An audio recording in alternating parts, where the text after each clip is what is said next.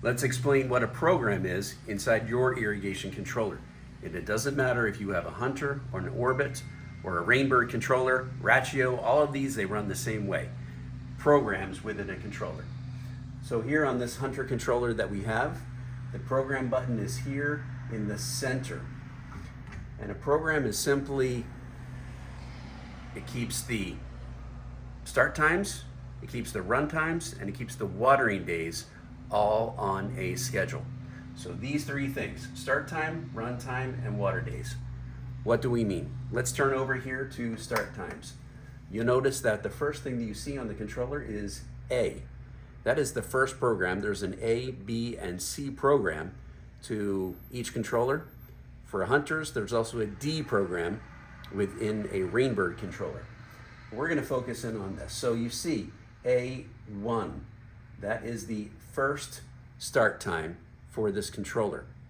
It also happens to be the only start time for this controller. The rest of the start times are off. So you'll see the A program has one start time, 4 a.m. And what does the program contain within it as far as the zone run times? The first one will run for 20, the second zone for 20, third for 20 minutes, and the fourth for 20 minutes. Also contained within that program itself, the A program, is the days in which it waters. And as you can see here on the controller, as far as the teardrops are concerned, those little water droplets means those are the days on Wednesday, Thursday, and Saturday. So if we were to go back here to start times and push this middle button to see if there are any other programs ready to run, we just simply hit the button.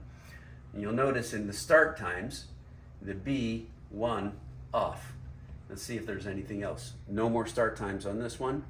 And again, push this C, okay? And we go backwards on this one just to check. There are no other start times. So nothing else is scheduled within the B and C program. Why would we have a B and C program?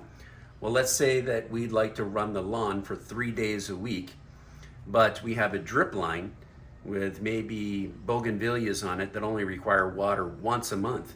We would take that and put it on a C program and run it just 1 day a month. Maybe we also have some flower beds that only need water twice a week compared to 3 times a week. We could put that within the B program.